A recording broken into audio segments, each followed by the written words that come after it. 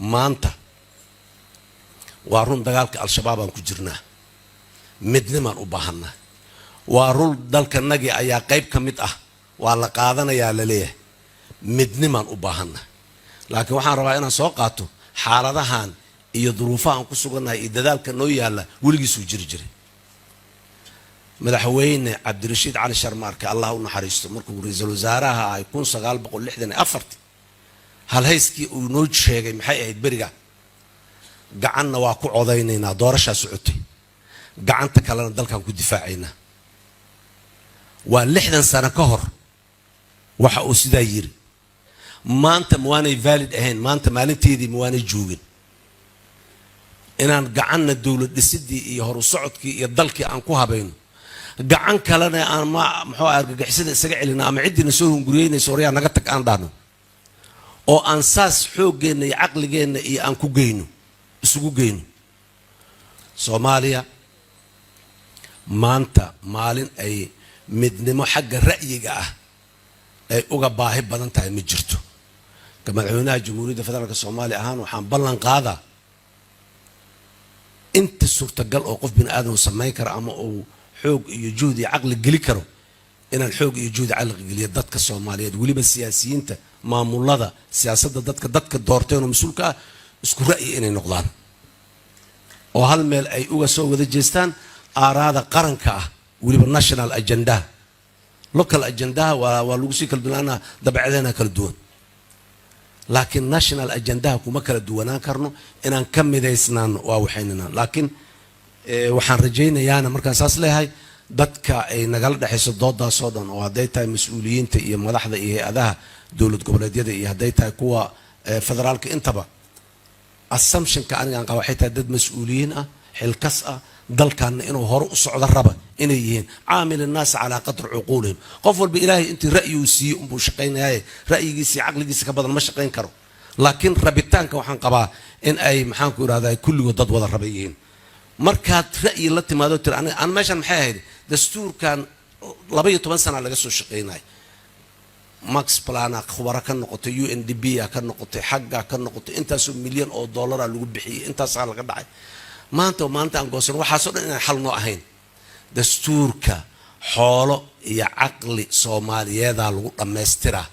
wadanka Soomaaliya gudihiisa lagu dhameystira dibadda loo qaadi maayo waa awoodnaa ummadahu dastuurkooda dib dawladaha burburay in badan oo kamid oo dastuurkooda dib u eegay 9 maalmood ay ku dhameysteen ay dastuurku yimaadeen dastuurkan la imaanaynaa waa dokumenti dad qoray ogaada 100% sax ma noqonayo منزل إلهي حقي سكسو دقي معها بني آدم كنا ضعيف وايها نحكمه وقت قال نحكمه برا لسي بدليا ما قبنا إيه وحبان سيد نجاها ولكن الدستور وكنا أمام حوها بقول كيف أنت أنا الدستور حتى أنا أقولانين أنت صوتنا واضحين ما نندقدقين وإحنا لما نأردن تارم أفر بلوطة أفر سنة سوري تارم أفر سنة 8 bilood oo kamid ah hal shaqo oo la qabalahayo meel loo fadhiyay waxaan u maleynayaa inaan lagu degdegin waxa rabaa dalka inuu sheego baarlamaankan maanta jooga shuruucdii uu ansixiyay kal fadhigii hore hadaanan la ansixi lahayn deynta lama cafi lahayn baarlamaanku shuruucdii amniga khuseysay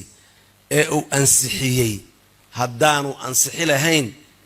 cunaqabatayntan laga ma qaadi lahayn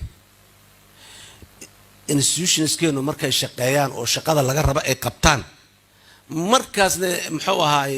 shuruucdaas dad badan ay la qumaneen oo ay wax ka qabay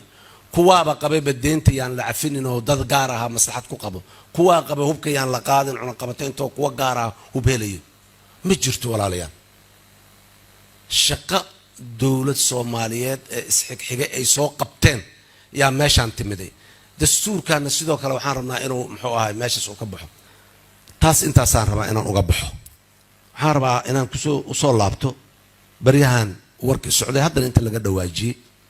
dawladda Itoobiya iyo annagana dhex taagan waxa maanta annaga dawladda Itoobiya dhex taagan ma khuseeyaan horta Somaliland wax Somaliland u gaar ma aha dadka reer Somaliland u gaar ma aha مسؤولين ترير سومالان قار كميدا هداي قلدمين أيها قلدمي مركا عيب iyo cambaarayn ay ku muutaysan yihiin dadka Soomaaliyeed ma jirto laana wayna tuseen dadka Soomaaliyeed ee waqooyiga Soomaaliya degan waxa ay rabaan iyo waxa dhibaya iyo waxa ay diidan yihiin waana tuseen cod dheer ay noogu sheegeen looma qaadayo dawladda Ethiopia marar badan waa sheegay haddana inta waa laga sheegay doorasho aan is dooranay diris kuma nihin inaan anagu is dooranay oo aan is soo xulanay درس كمنين إله درس نقدقي وأنا صو أهين بريها نسيد موقتواسي أهانينا